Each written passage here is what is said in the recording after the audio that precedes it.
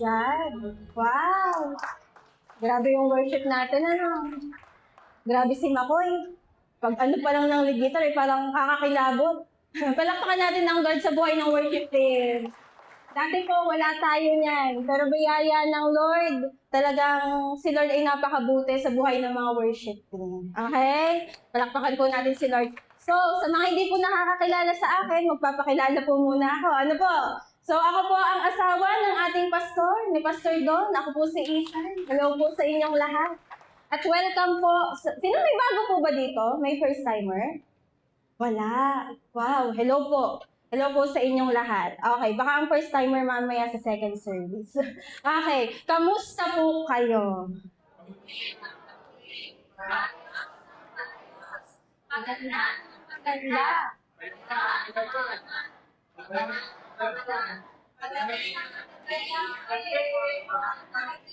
Amen. So, JA1 Culture.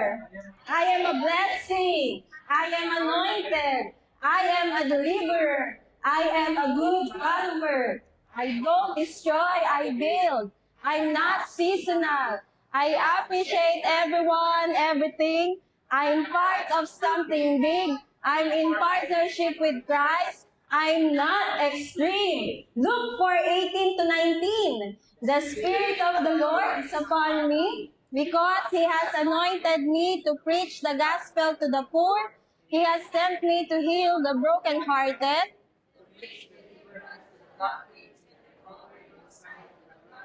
to set at liberty them that are bruised, preach the acceptable year of the Lord. Amen.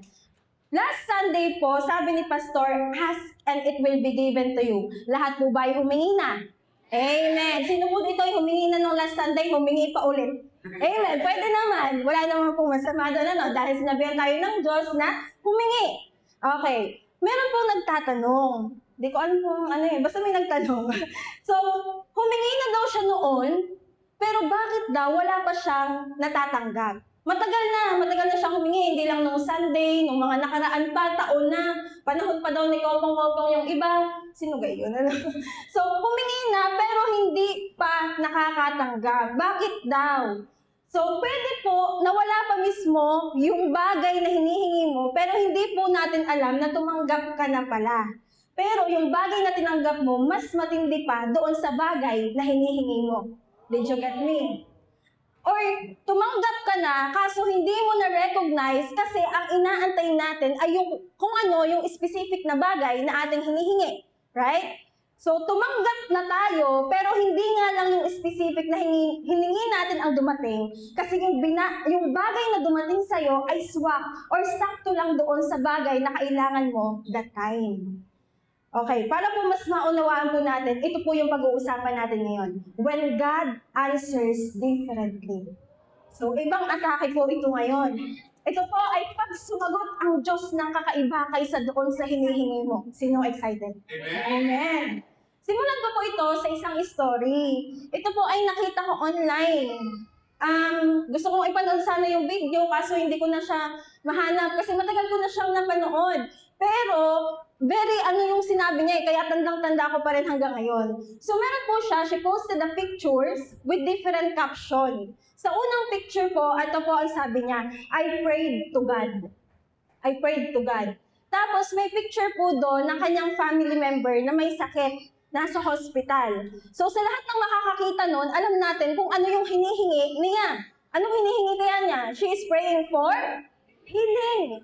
So, sa pangalawang picture, ang sabi niya po doon, He answered. I prayed to God, He answered. Sumagot po ang Diyos. At ano daw po yun? Next slide. Not just in the way I wanted. Picture na po ng burol ng family member niya. So, tingnan niyo po, I prayed to God, she's praying for healing, sumagot po ang Diyos, kaso iba ang sinagot ng Diyos doon sa hinihingi niya. Her last statement po really caught me, not just in the way I wanted. Tunay po that in our every prayer, sumasagot po ang Lord. Sumasagot siya, but sometimes, it is not the way we wanted it to be. Kaya po this time, alamin po natin kung paano po ang dapat nating gawin when God answers differently po sa ating mga hinihingi. Amen? Kasi last week po, nabus po yung ating faith. Sino po dito yung nabus yung kanyang pananampalataya talaga? Yung natutulog ng pananampalataya, nabuhay. Kasi sabi ni Pastor, very excited siya, humingi ka, humingi ka. So tayo naman, hingi.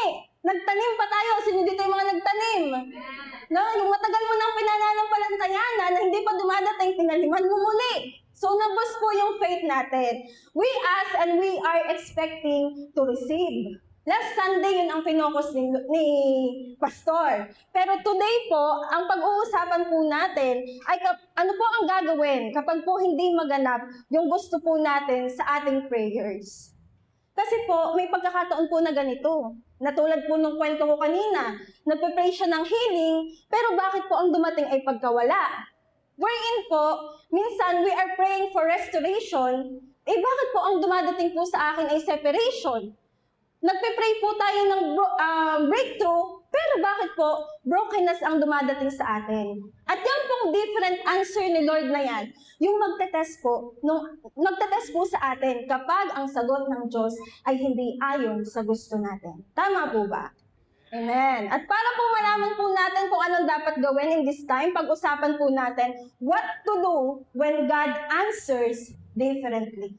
So ano po ba talaga ang dapat natin gawin mga nananampalataya? Sino dito ang mga nananampalataya? Amen. So ano ang gagawin natin kapag ang sagot ng Diyos ay hindi ayon sa gusto natin? You know, I really contemplate for the answer to this. Pero isa lang po talaga. Isa lang po ang ating dapat gawin. It is to trust. Trust. Anong po Tagalog sa trust? Pagtitiwala. Kanino po tayo magtitiwala? Sa Lord. Trust God. Yan lang po ang dapat nating gawin. Last Sunday, ang daming points ni Pastor. Naalala niyo pa lahat? Ang daming points ni Pastor. Ano po? Pero today, dito lang po tayo iikot on trusting the Lord. Kapag po different ang answer niya sa ating mga hinihingi. Ako po ay nag-research ng meaning ng trust, yung sa pinakamababaw niyang form. Ito po ang kanyang meaning.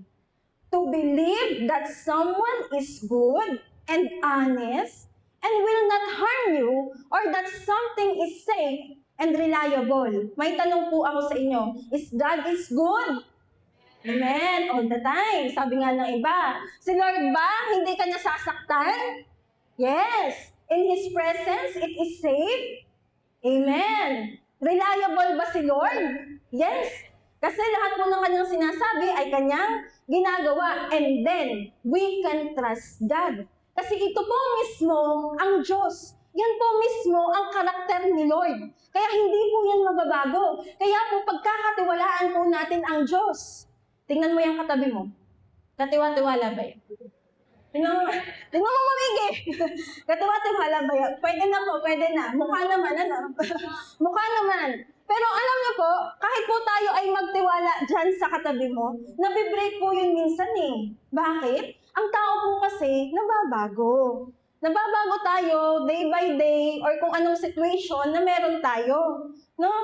Kaya minsan po yung katabi natin, minsan mabait, minsan sobrang bait. Huwag na natin tingnan. Okay. So, di ba meron po tayong katagang naririnig na mahirap nang ibalik ang tiwala? Sa tao yun. Kasi ang tao nababago. Pero sa Diyos, kahit anong gawin mo, ang Lord ay katiwa-tiwala. Kasi ang Diyos hindi nababago. Amen? Dahil yun ay karakter ni Lord. Kaya kung alam na po talaga natin kung sino si Lord at yung pagkakakilala natin sa Kanya, magtitiwala po tayo sa Kanya. Kaganda po ng kanta natin kanina eh, I trust in you always. Grabe. Pwede. So, if last week po, nabus yung faith natin, ngayon po, may objective ay mas lumalim pa ang pagtitiwala po natin sa Lord sa mga bagay na ipinapanalangin natin. Amen? Sinong excited? Amen. Amen. So, bakit po tayo magtitiwala?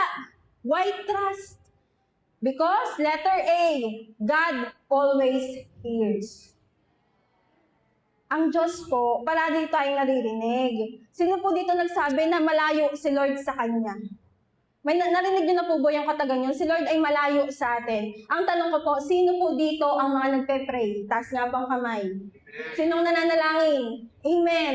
Lahat tayo nananalangin. Then, malapit po tayo sa Panginoon. Bakit? Kasi ang prayer po is a way or a form of communication po natin sa Ama. Yun ang naglalapit po sa atin sa Ama. Kaya kung nagpe-pray ka po, then ang Diyos ay hindi malayo, malapit siya. At kapag nag-pray ka, naririnig yun ng Lord. Amen? At saka po, hindi niya po sasabihin na na ask, humingi ka. Halimbawa, Bibian, humingi ka. Antoinette, humingi ka. Carmi, humingi ka. Hindi niya sasabihin ng ganun para sabihin lang, Lord, bakit ako hihingi? Wala lang. Sasabihin ba ng Lord na wala lang? Hindi. Sinabihan tayo ni Lord na humingi kasi gusto na yung mapakinggan. Amen. Gusto niya na marinig mismo sa atin yung mga bagay na hinihingi natin. Sinabi yun ni Pastor last Sunday. Diba, naalala niyo yung kwento ng bulag? Nalimutan na ata. Yung kwento ng bulag at tinanong ni Lord, ano ang gusto mong gawin ko sa iyo? Na obvious naman kung ano yung kailangan ng bulag. Pero bakit tinanong ng Lord? Kasi gustong mapakinggan mismo ni Lord kung ano ang bagay na hinihingi mo. Amen? Kaya in our every prayers, si Lord, naririnig niya po yun.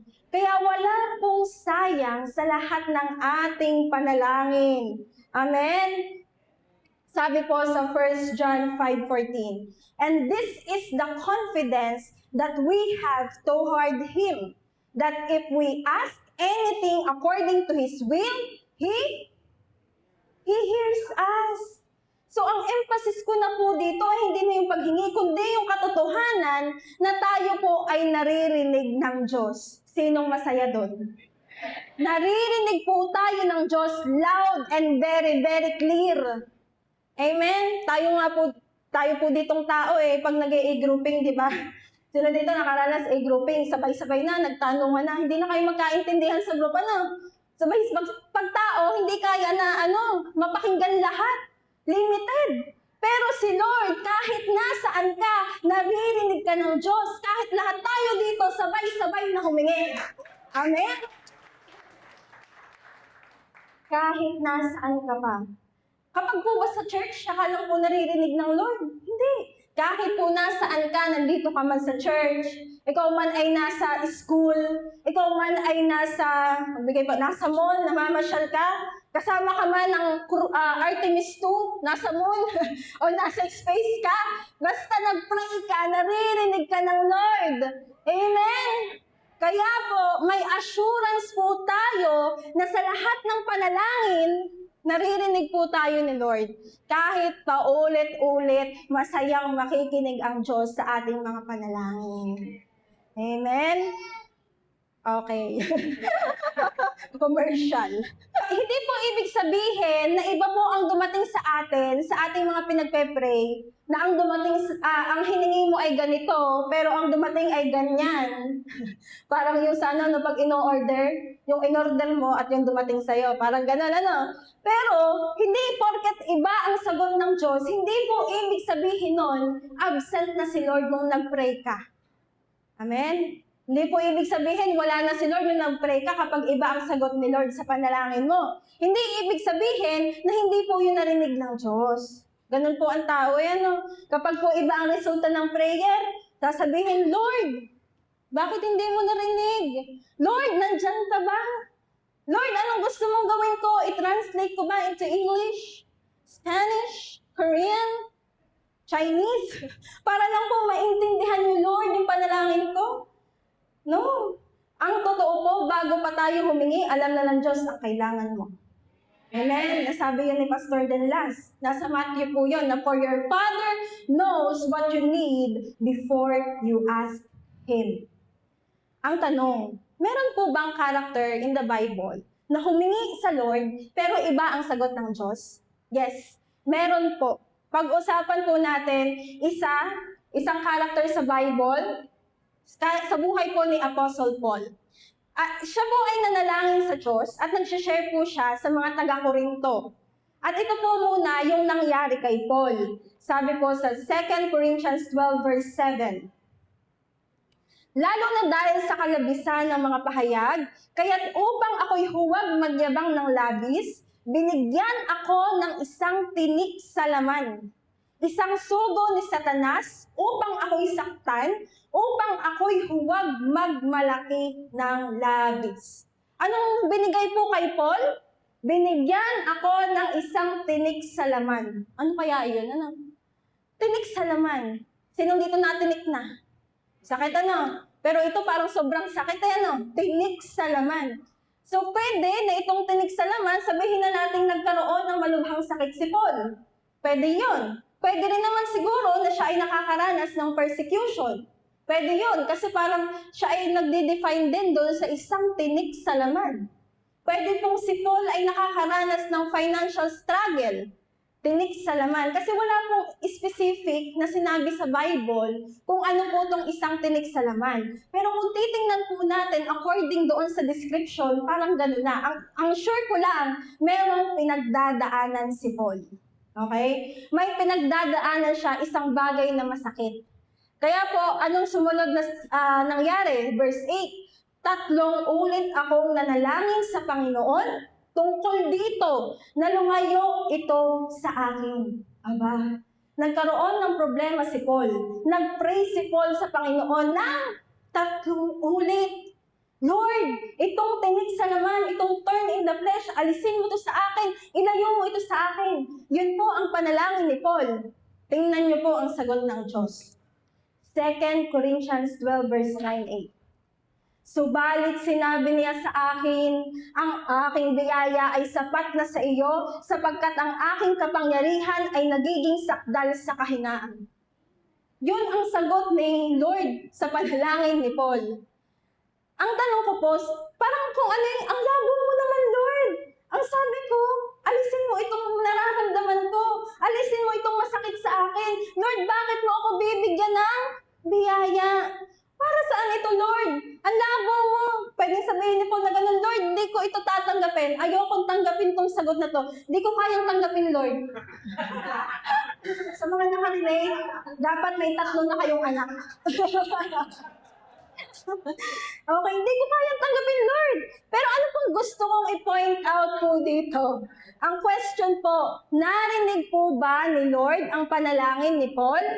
Yes! Bakit? Sumagot si Lord eh. So narinig. Narinig ng Diyos. Pero ang sagot ng Lord is a way different from what Paul was asking in his prayer. Iba eh. Ibang sagot ni Lord eh. Pero alam niyo po, hindi ibig po sabihin na iba ang sagot ng Diyos sa prayer po natin, hindi niya na ito narinig. Tingnan niyo po ito, sa Psalm 4 verse 3. You can be sure of this. Nakasisigurado daw po tayo that the Lord set apart the godly for Himself. The Lord will answer when I call Him. Sasagot ang Diyos kapag tayo ay nanalangin. Tumawag po ba si Paul kay Lord? Yes. Sumagot po ba si God kay Paul? Yes. Bakit naman po yung sagot ni Lord ay hindi po yun yung mismo pinagpe-pray ni Paul? Bakit po iba? Bakit naman po? Alam niyo po, hindi pa ba kayang ibigay ni Lord yung hinihingi ni Paul? Kaya po ni Lord ibigay. Pero kaya po iba ang ibinigay ng Diyos kay Paul dahil, ito po ang sagot, Romans 8 verse 28. And we know that in all things, God works for the good. Iba po ang sagot ng Diyos kasi it is for the good. Humingi si Paul, alisin niyo po itong thorn in the flesh. Pero God gave him grace, biyaya. Para saan yung biyaya na yon? Binigyan po ni Lord si Paul ng grace para masustain po si Paul. Binigyan po siya ng lakas para kayanin kung ano man yung pinagdadaanan ni Paul. And that very grace, yun din po yung nagpahambol kay Paul. Mamaya lalalim po tayo dyan. Na nakita niya that he needs God. And that very grace po ang nagpakita or nag-reveal ng power ni Lord sa kahinaan po ni Paul. So, ano pong makikita nyo dun? Mas matindi po ang ibinigay ni Lord kaysa sa hiningi ni Paul. Mas matindi ang binigay ni Lord kaysa sa hiningi ni Paul. Kaya po kapag may mga bagay na iba ang sagot ng Diyos sa ating panalangin, mas matindi ang ibinibigay ni Lord kaysa hini-hingi mo. Amen? Mas matindi. Ay, yung gusto niya alisin lang, pero merong ibang gustong ibigay si Lord kay Paul. Kung tinanggal nga po ni Lord, halimbawa, sabihin na natin, let's say, si Paul hiningi, tanggalin yung thorn in the flesh. Halimbawa po, tinanggal nga po yun ni Lord, inalis nga po yun kay Paul. Sa tingin niyo po, or sa palagay niyo, ano po kaya ang nangyari kay Paul? Or ano kaya po ang mangyayari kay Paul? Parang naging madali. Naging madali para kay Paul, isang prayer ko lang ibibigay agad ng Diyos. Naging magaan ulit ang buhay niya. So, parang magiging go na ulit siya kung ano man yung normal na ginagawa niya. Pwedeng ganon. Pero, dahil hindi tinanggal ng Diyos yung thorn in the flesh, alam niyo po ang nangyari kay Paul, naging mas dependable po siya kay Lord. Mas inasahan po ni Paul si Lord. No? So kung kayo po, ano pong pipiliin po natin? Yung may turn in the flesh na hindi po dependable kay Lord, o yung may turn in the flesh pero dependable kay God? Mas mainam pa rin po yung tayo po ay nakadepende sa ating Diyos. Amen? Kaya po, kung dumating po sa punto ng buhay natin na tayo po ay nananampalataya sa isang bagay at iba po ang sagot ng Diyos sa ating na-receive, just trust God. Because narinig po ni Lord yun. Pero binigay lang po ni Lord kung ano po yung mas makakabuti para sa ating lahat. Amen? May nagtanong po ulit. Naano ko to kay pastor, yung mga nagtatanong na ganyan. So, gaya-gaya lang tayo, So, may nagtanong po ulit. Sabi po, bakit pa po ako mananalangin ng specific? Kung may pagkakataon naman po pala na hindi naman po pala ibibigay ng Diyos yung aking hinihingi. Ay, hindi na po ako hihingi. Maghanap na lang po ang gusto ng Lord sa akin. Talino, Pwede nga naman, Hindi na po ako hihingi. May ibang sagot naman po pala si Lord. Ito po ang sagot. Una, ang paghingi po natin ay iniutos ng Diyos. It is a command. Hindi po ibig sabihin na iba na po ang sagot ng Diyos ay hindi na po tayo hihingi. Tama. Hihingi po tayo kasi inutusan tayong humingi. Ask. Sabi ni Lord, ask, humingi ka. So una, dahil ito'y inutos, it is a command. Pangalawa, hihingi po tayo because tayo po, yun pong paghingi ay kilos ng isang anak. Men, sino po ditong mga anak? Men, lahat po tayo mga anak. Dito po sa lupa, tayong mga anak, kanino po tayo humihingi? Sa kapitbahay pa?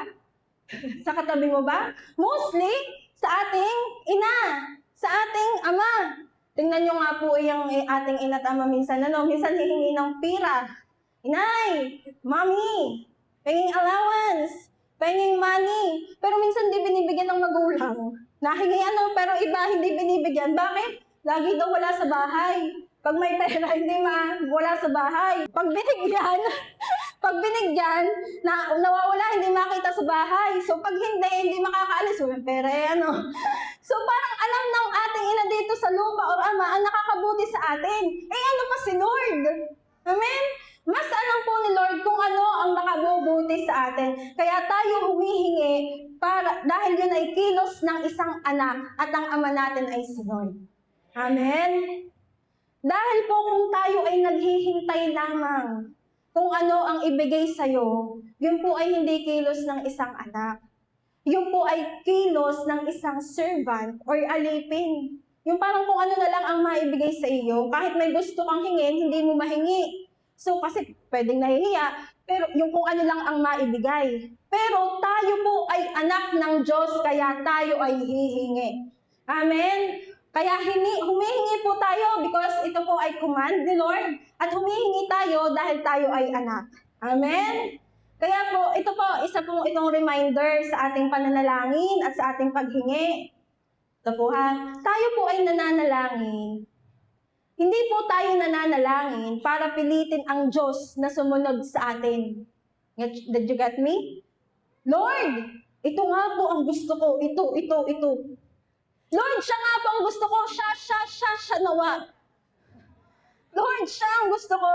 Hindi po natin ipipilit yun sa Lord. Hindi tayo mananalangin para lang masunod yung gusto natin. Mananalangin tayo para masunod ang kalooban ni Lord sa atin. Amen. Balikan ko po yung verse ko kanina. Pinakaunang verse.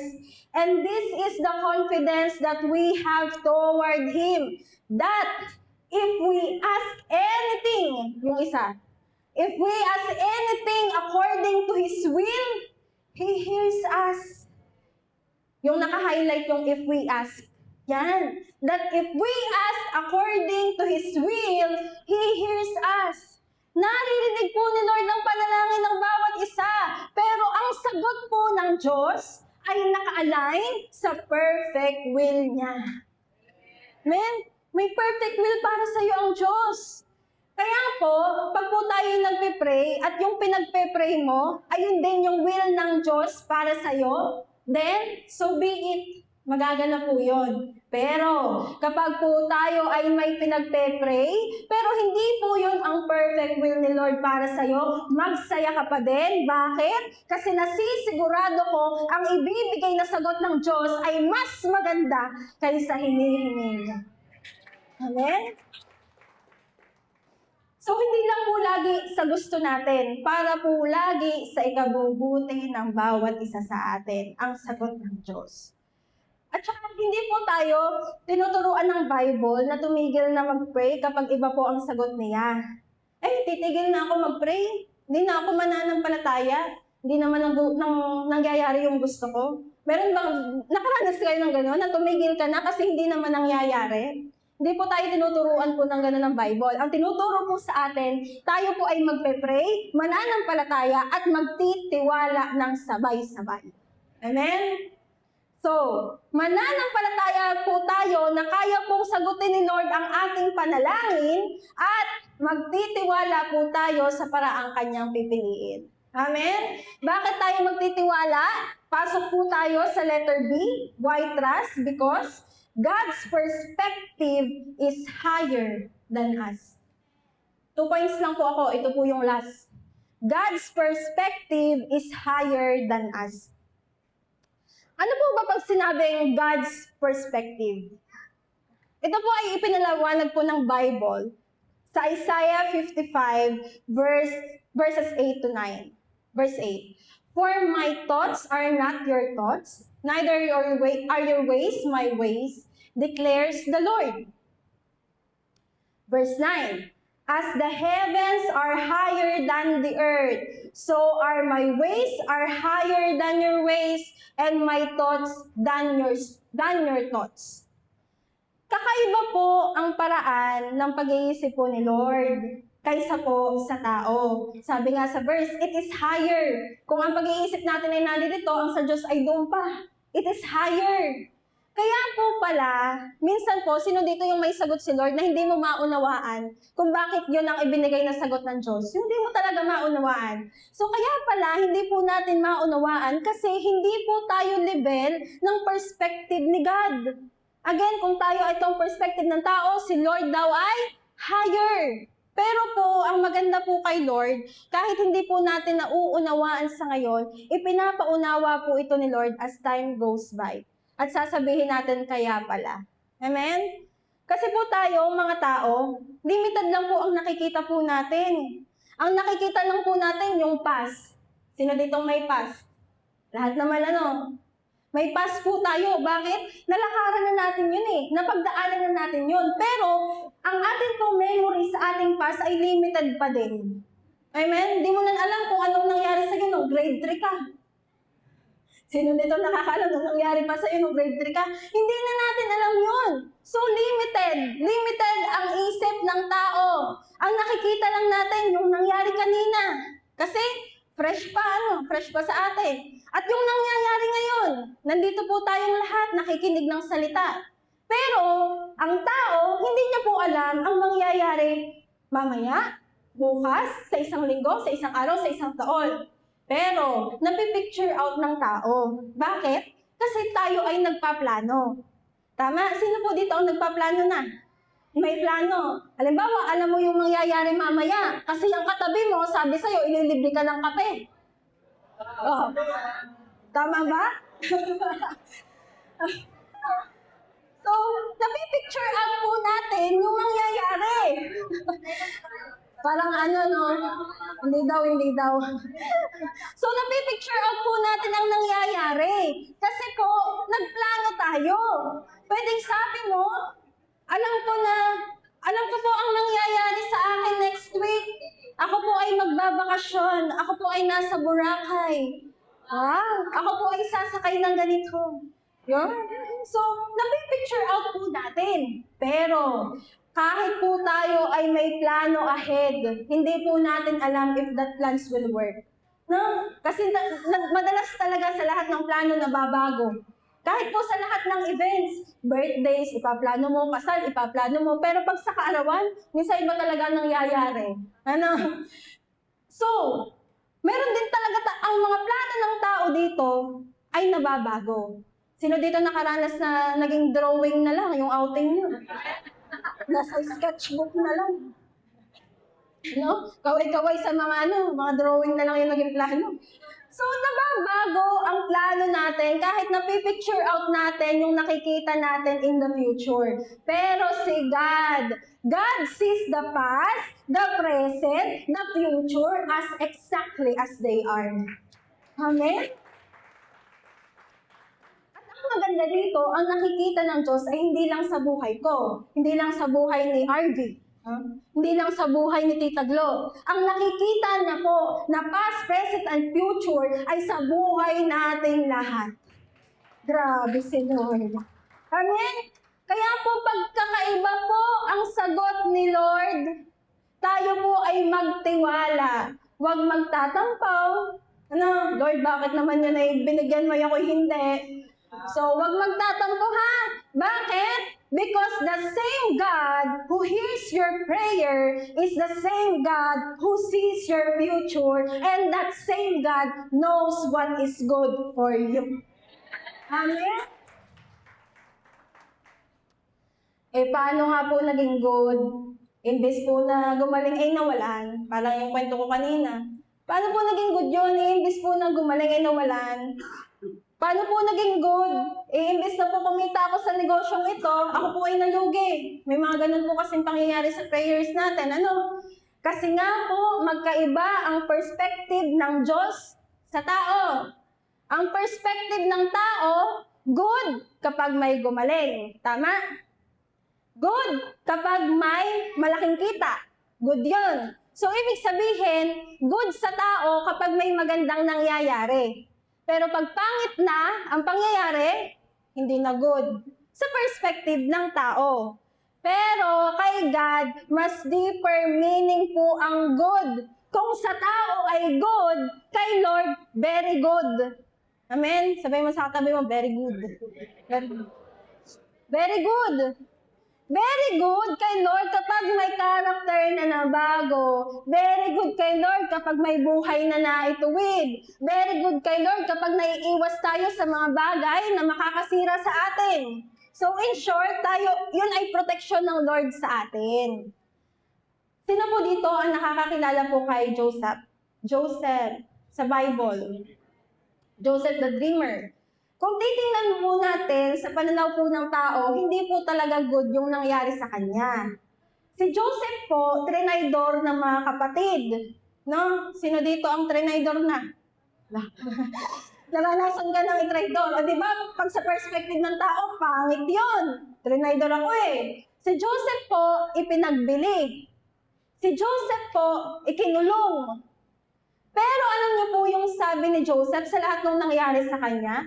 Genesis 50 verse 20, you intended to harm me, but God intended it for good.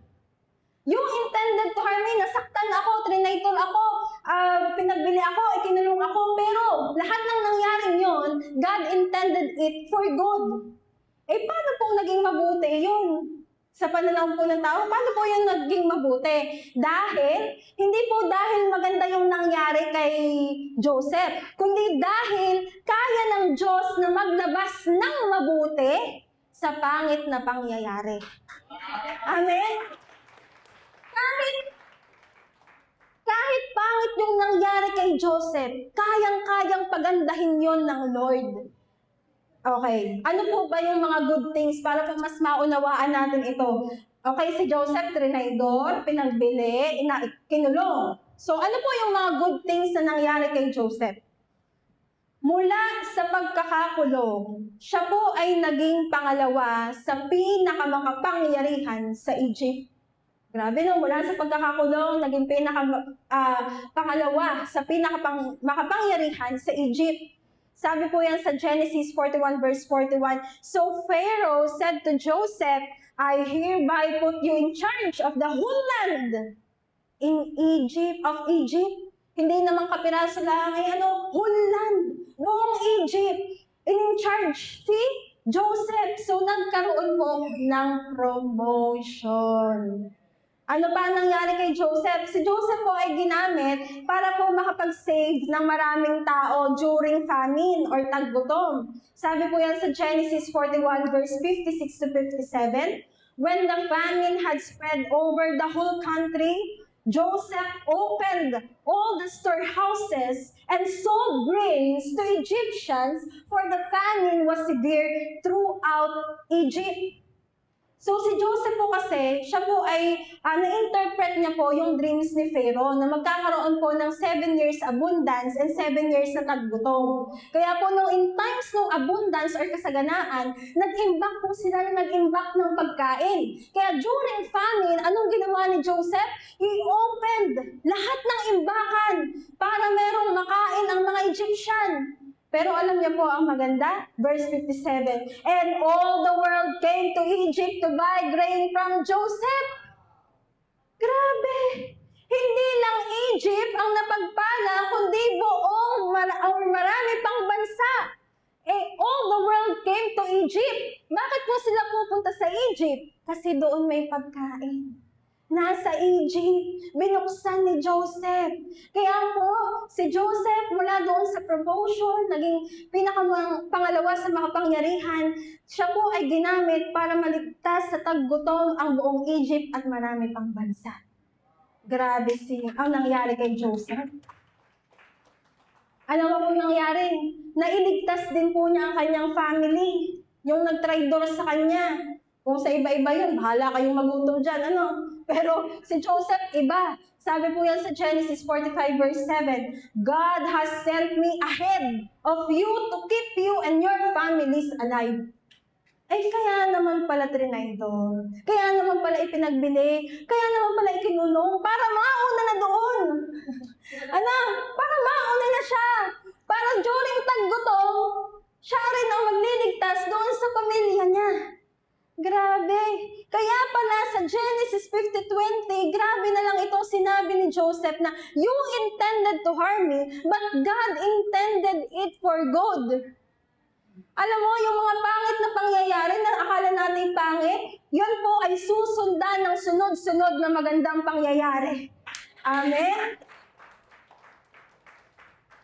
Sa tao po kasi pangit or hindi po good kapag trinidor ka, kapag ikay binenta, kapag ikay ikinulong. Pero kay Lord po, very good po iyon. Dahil yun po ay part ng pinakamagandang plano ng Diyos sa buhay mo. Kaysa sa plano po na sa tingin natin ay maganda na sa atin. Mas maganda pa rin po ang plano ni Lord kasi His perspective is higher than us. His thoughts is higher than us. Amen? Ang tao po, pag nag-plan ganito, yung para sa akin, ano ang makukuha ko?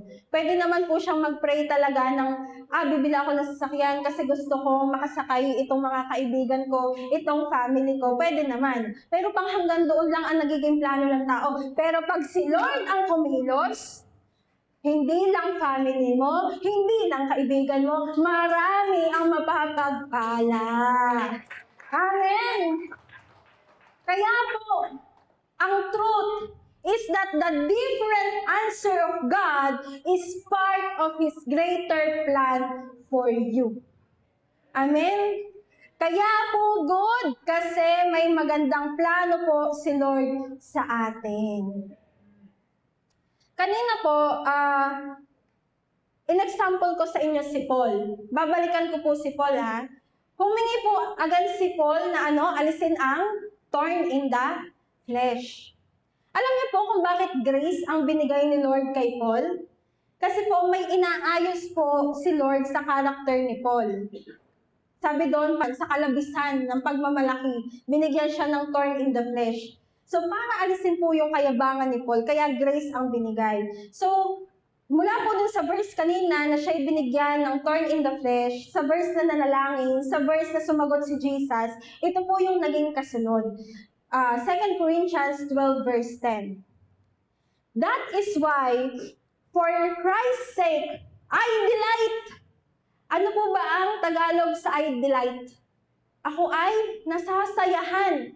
Tingnan niyo po ito, I delight in weaknesses, in insults, in hardships, in persecutions, in difficulties. For when I am weak, then I am strong. Ay, nung una, gustong-gusto niyang alisin yung thorn in the flesh, ayaw na ayaw niya ng sakit. Tama? Kasi specific niyang sinasabi, Lord, alisin mo ito, ayaw ko nito. Pero bakit dito sa verse na to, ang sinabi niya, I delight. Nasisiyahan ako kapag ako ay mahina. Nasisiyahan ako kapag ako iniinsulto. Sino pong nasisiyahan pag ganon? Pag siya'y nahihirapan. Sino po kaya sa atin ang magsasabi ng ganito? Masaya ako, sige, insultuhin mo pa ako. I'm so happy. Meron bang ganon? Wala! Sabi ni Paul, nasisiyahan ako sa aking kahinaan, sa insulto, sa paghihirap, sa pag-uusig, sa pagsumbong. Grabe. Pero alam niyo po, yung word na I delight or nasisiyahan, hindi po yan masasabi ng tao na hindi binigyan ng Lord ng grace. Kaya niya nasabi yun kasi binigyan siya ni Lord ng grace. Amen? Salamat sa grace. Salamat na lang at may kakaiba pong sagot si Lord. Dahil kung hindi po ito masasabi ni Paul. Kaya po, ikaw na humingi kay Lord, ang goal po natin, yes, tumanggap. Pero, ang goal po ni Lord ay maging closer po tayo sa Kanya. Or mas mag-glorify pa po yung pangalan niya. Tama? Last week po, nabanggit po ni Pastor, example, yung aming wedding. Sa totoo lang, tama naman po, kasi wala po talaga kaming ipon. Wala naman po kaming kamag-anak sa ibang bansa, para mag-support. Wala po talaga. Kasi po, from March proposal, dapat June, maikasal na kami. Grabe, no? Sa iba po kasi mga proposal, magpo-propose ngayon, tas 1 year, parang mag-iipon sila. Pero kami, 2 months, kailangan ikasal. Grabe ang faith, 2 months! Pero alam niyo po ba, kami rin po ay pinadaanan ni Lord sa pag-iisip. Kasi, ang kasal po ay hindi lang naman yung simple na marami yung supplier. Babayaran mo ang photographer, babayaran mo ang venue, ang prenup location, ang makeup artist, ang damit mo. So, madami pong proseso. So, lahat po yun humihingi ng down payment. Kasi hindi po masisecure yung slot na yon or yung date na yon pag walang down payment sila na marireceive. So, pero biyaya po ng Lord, ang way naman po ng pagbabayad is babayaran ngayon, tas yung the rest ay sa kasal. Pero hindi naman po isa lang ang bibigyan namin ng down payment ang dami. May catering pa, may florist pa. So, madami. Nag-isip din po kami, pinadaan po kami doon, Lord, pambayad po dito. Lord, pambayad dito. Lord, naniningil na po ito. Lord, kailangan namin ito, ganyan. So, pinadaanan na sa amin yun ni Lord. Alam niyo po, biyaya ng Lord, God provides. God provides, biyaya po ni Lord. Sa kasal po namin, meron po yung part na mag-worship ka sa Lord. So, pagka-enter ng bride, mag-worship muna bago mag-start yung wedding ceremony. Alam mo kami ni Pastor, kakaiba po yung aming worship. Talagang all out. Parang nasa Sunday service. So, parang all out kami sa pag-worship. Bakit? Kasi nakakamangha kung paano sinagot ni Lord yung prayer na yun. Kaya pala, minsan, kaya ka pa dadaanin sa pag-aalala, sa pag-iisip, para mas magkaroon pa tayo ng intimate na relationship kay Lord. Amen? Eh grabe naman, talaga nung kasal, glorify na namin ang pangalan ng Lord. Kasi napakabuti po ng Lord. At ito po yung joke ni Pastor, sabihin ko ba to? Wag na. Iba daw talaga yung paglapit pag tao ay nagigipit. Pero hindi naman po yun. Pero tayo po ay pinapadaanan po ni Lord sa gano'n para magkaroon po tayo ng mas malalim na relasyon sa Kanya. Amen? Tingnan mo nga yung katabi mo. Mukha ba yung close kay Lord? Mukha naman, ano? Kung close na yan ngayon kay Lord, magiging closer pa yan. Amen? Amen daw. Very good. So, kung later on na may pinagpe-pray po tayo at makakaranas po tayo ng kakaibang sagot ng Diyos, magtiwala lang po tayo dahil alam po ni Lord ang kanyang ginagawa. Amen. Sa mga taong nananampalataya sa Kanya. Again po, hindi po dahil ang sagot ng Diyos ay iba, ay mali na po siya. Hindi po dahil iba ang sagot ng Diyos, ay hindi ka na narinig. Meron lang pong nakita si Lord na isang bagay na mas mataas, mas malaki, mas maganda kaysa po sa ating hinihingi. Amen? Dahil si Lord po, hindi lang po siya sumasagot sa ating prayers. He is writing our testimony. Amen? Kaya mamaya, may mag-chat-chat na dyan kay Pastor, Pastor, gusto kong mag-testify. May binigay sa akin si Lord, kakaiba. Amen? Excited kami sa mga testimony ninyo. Amen? So, in conclusion po, lahat po tayo po dito ay expected na maka-receive. Tama po ba? Amen? Tayo po ay nag-pray, tayo ay nagtanim, at gusto nating makatanggap. Pero po ang preaching pong ito ay para po hindi po bawasan ang joy nyo sa inyong mga hinihingi. Dahil lang po sa kakaiba po yung sagot ni Lord. Ito pong preaching na to ay para mas madagdagan pa po yung joy ninyo dahil ang nasunod na po ay hindi ikaw, kundi si Lord na ang nasunod at ang nagplano para sa'yo. Amen? At dahil si Lord na ang nagplano, magkakaroon po tayong lahat dito ng kakaibang peace. Amen? Peace be with you.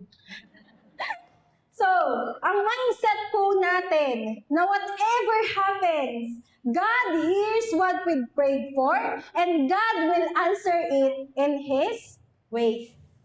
Amen? Alam niyo po ba, may isa pa pong character sa Bible ang humingi kay Lord, pero iba po yung naging sagot ni Lord sa kanya. Si Jesus.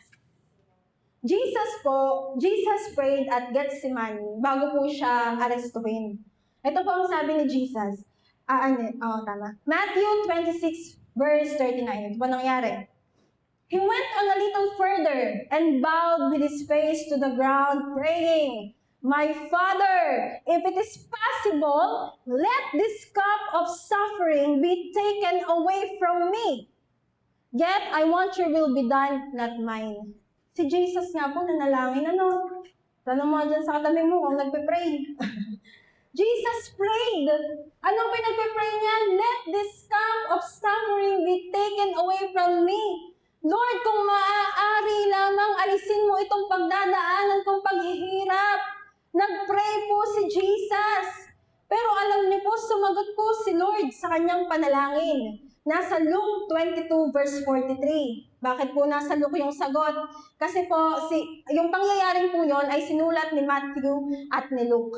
So, sabi niya po dito, Then an angel from heaven appeared and strengthened him.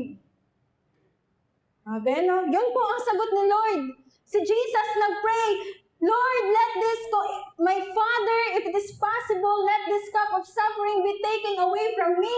Pero ang ibinigay sa kanya, bumaba ang anghel galing sa kalangitan, at ang ibinigay kay Jesus ay strength.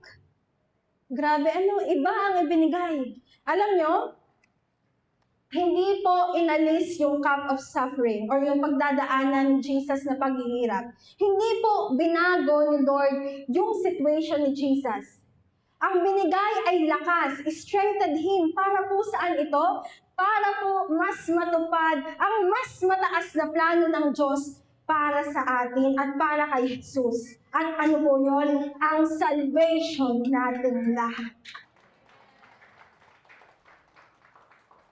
Kaya po, lahat po nung nangyari kay Jesus, pinahirapan siya, hindi po yun pointless. Hindi po yung walang kabuluhan. Nangyari po yun at pinagdaanan po yun ni Jesus for a purpose. Para lahat po tayo dito ay maligtas. Amen? Isipin niyo kung yun ay inalis kay Jesus. Lord, my Father, if it's possible, let this cup of suffering be taken away from me. Kung inalis nga yun ng Diyos, wala pong kaligtasang darating para sa mga tao. Tama? Kaya salamat na lang sa kakaibang sagot ng Diyos. Dahil sa different answer na ito ni Lord, lahat po tayo dito ay ligtas. Lahat tayo ay palangit. Lahat tayo ay citizen ng kaharian ng Diyos sa langit. Amen? Kaya po, God does not allow anything to happen without a reason or purpose. Lahat po ng ginagawa or nangyayari sa atin, inalaw ni ng Diyos para sa isang reason, para sa isang purpose, para mas mapalapit pa yung relasyon natin sa Kanya, para maisakatuparan ang magandang plano ng Lord para sa atin. Amen? Naintindihan po ba natin kapag ang kakaibang sagot ng Diyos ay dumating sa atin, patuloy lang po tayong magtitiwala sa Kanya. Amen? Worship team, please. Can we all just stand up, please? Lahat po tayo.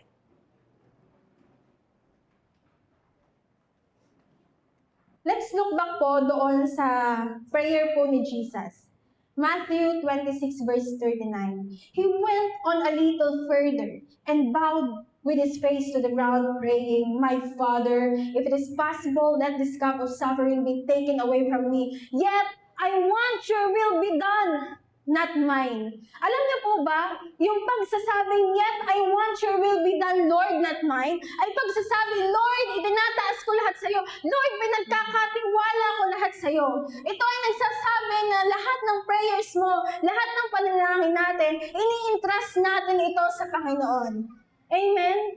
Kaya po, pag po tayo ay mananalangin, i-add po natin ito sa ating prayers.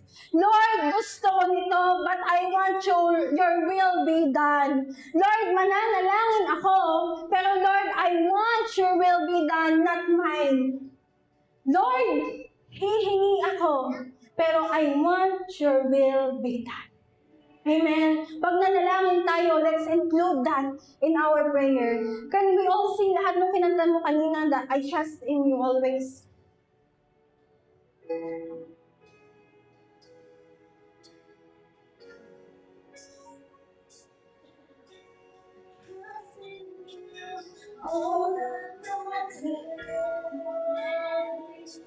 We trust in Lord.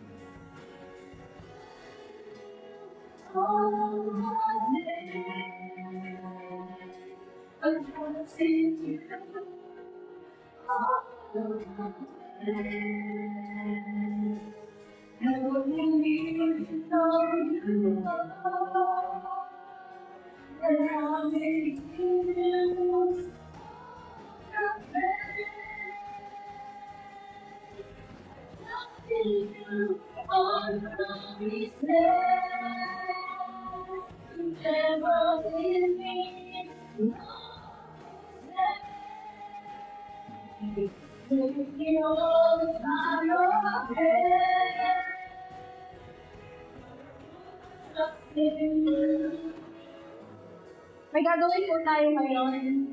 Lahat po muli tayo ay hihingi sa Diyos. Ibibigay niyo po ang inyong mata, kayo po yuyong ho. Right now, hihingi po muli tayo sa Diyos. Pero sa dulo ng prayer mo, sabihin mo, Lord, I want your will be done, not mine. Maganap, Lord, ang kalooban mo sa akin, Lord, at hindi yung gusto ko. Okay? So lahat po tayo, let's bow our head, close our eyes. Muli, tayo ay humiling bilang anak sa ating Ama.